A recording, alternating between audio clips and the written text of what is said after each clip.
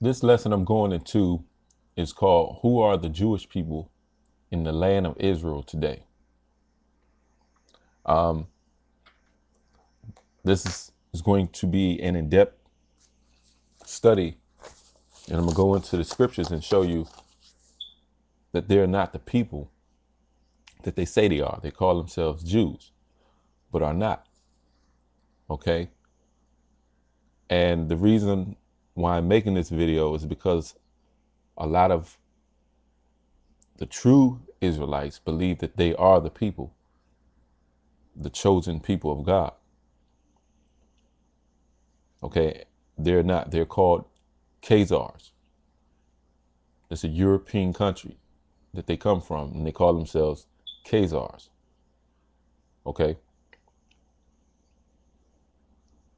Now, is this information, do we really need to know this information? Yes, because if this information didn't matter, we wouldn't be calling ourselves Gentiles. Okay, where did we pick up that information? We had to pick this information up from somebody. Okay, we don't believe that we're Jews by bloodline. We don't believe that we're Israelites by bloodline. And why? When the Bible says in Amos 9 that we'll be scattered throughout the four corners of the earth and sift like corn in the sieve. In Jeremiah 17:4, where it says, you shall be discontinued from thine heritage and go to a land that thou knowest not. In Deuteronomy 28:68, when it states that we will come over here on slave boats, on ships. You don't need to go into Egypt again with a ship. You can read those scriptures. And I'm reading it, and I'm making this video so we can wake up, excuse me, and wake up out of this slave mentality to believe that it's okay to feel that you're supposed to be a slave or be in this place called America. We have been enslaved for years. Now they don't have to whip you and beat you or put an iron yoke around your neck anymore. They can do that mentally. Okay. The first scripture I would like to go to show the people that's there today, how did they get there in the land of Israel today? This information is in the Bible. Okay, we're going to go to 2 Kings chapter 17, and I'm going to start at the 7th verse. All right. 2 Kings chapter 17, verse 7. For so it was that the children of Israel had sinned against the Lord their God, which had brought them up out of the land of Egypt from under the hand of Pharaoh, king of Egypt, and had feared other gods. So we understand that our people constantly kept falling and stumbling and falling after Baal and these other gods. All right. And walk in the statutes of the heathen, whom the Lord cast out from before the children of Israel, and of the kings of Israel, which they had made. And the children of Israel did secretly those things that were not right against the Lord their God, and they built them high places in all their cities, from the tower of the watchman to the fenced cities. And they set them up images and groves in every high hill and under every green tree. Okay. And see, today we still do this, but we don't know and understand how. All right.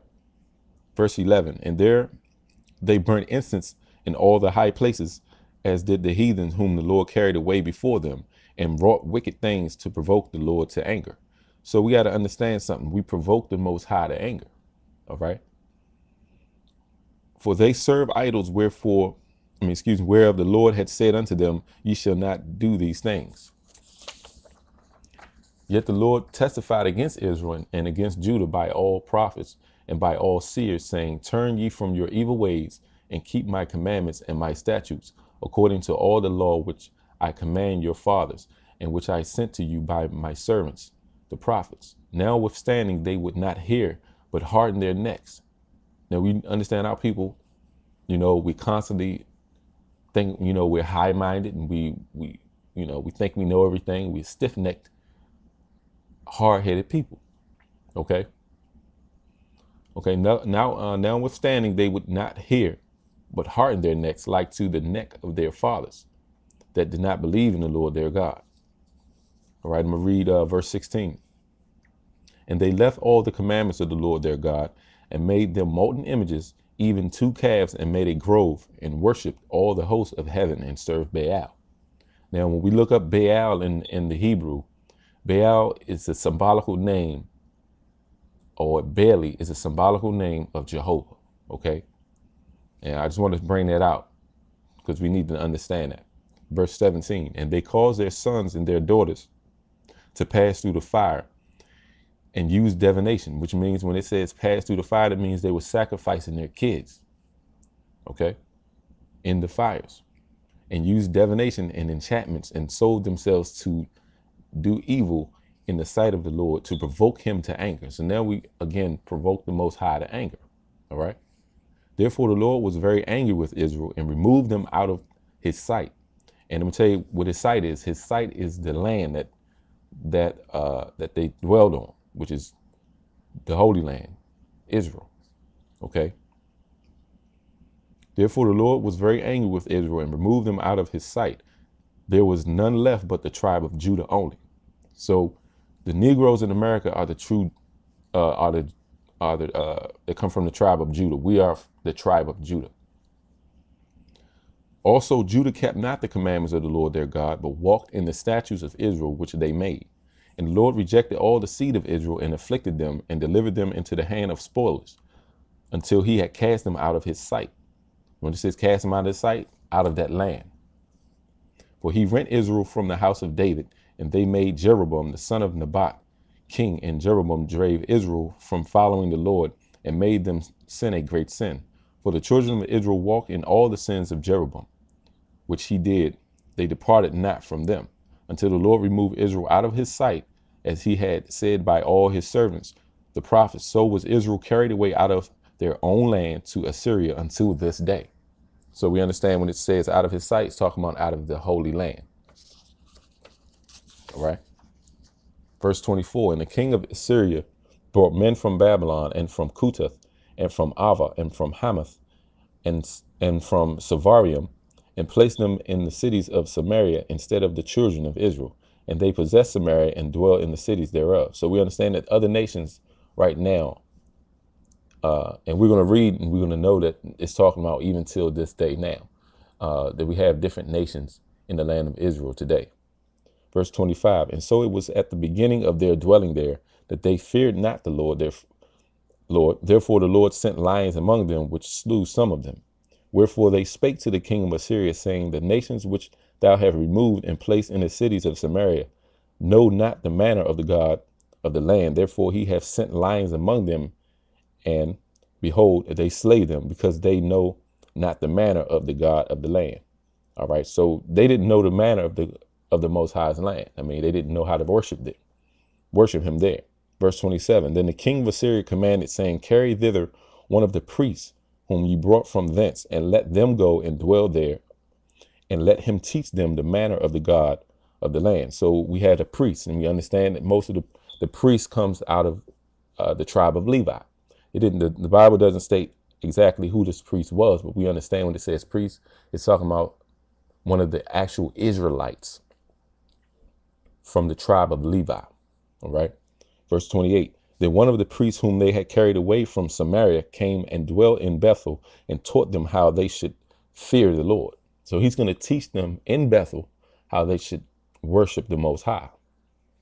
Howbeit every nation made gods of their own and put them in the houses of the high places which the Samaritans had made, every nation in their cities wherein they dwell. Verse 30, and the men of Babylon made Succothbenoth, and the men of Cuth made Negral, and the men of Hamath made Ashima. Okay, and these are all gods and deities, if you may say. All right. And the Avites made Nahabas, and Tartak and the Savarvites burnt their children in fire to Adramelech and Anamelech, the gods of Savarium. Now, I made a video about Adramelech and Anamelech. These actually is in an actual game that you could play. I think it's called Final Fantasy. All right. And you can look up that video. That playlist is called The Origin of Final Fantasy, the game. Verse 32. So they feared the Lord and made unto themselves of the lowest of them priests of the high places, which sacrificed for them in the houses of their high places. They feared the Lord and served their own gods after the manner of nations. So when it says they feared the Lord or the Most High, that means that they still reverenced him, but still dealt with their own gods and goddess. All right. Verse 33 again. They feared the Lord and served their own gods after the manner of the nations whom they carried away from thence.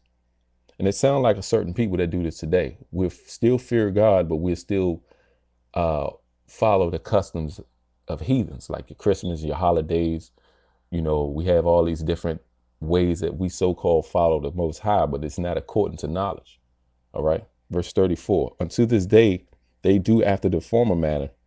They fear not the Lord, neither do they after their statutes, or after their ordinance, or after the law and commandments which the Lord commanded the children of Jacob, whom he named Israel. All right.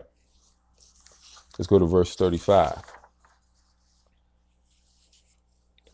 With whom the Lord had made a covenant and charged them, saying, Ye shall not fear other gods, nor bow yourselves to them, nor serve them, nor sacrifice to them.